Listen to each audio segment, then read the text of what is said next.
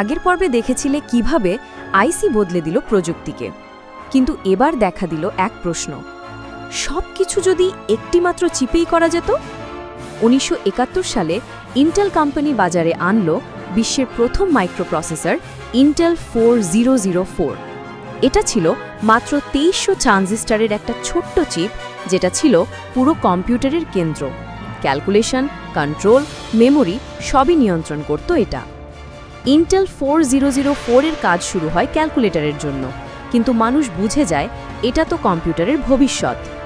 এরপরেই আসে 8008, 8080, তারপর সেই বিখ্যাত ইন্টেল 8086, যেটার উপরই আজকের উইন্ডোজ কম্পিউটারের ভিত্তি। এই চিপগুলো শুধু প্রযুক্তি নয়, একটা নতুন সমাজ, নতুন জীবনযাত্রা তৈরি করে। পঞ্চম পর্বে চলুন দেখে নিই এই মাইক্রোপ্রসেসর কিভাবে আজ আমাদের হাতের মুঠোয় কম্পিউটার এনে দিয়েছে। প্রযুক্তি ও ইতিহাসের অজানা কাহিনী জানতে সাবস্ক্রাইব করুন ডার্ক পিক্সেল ডায়েরিজ।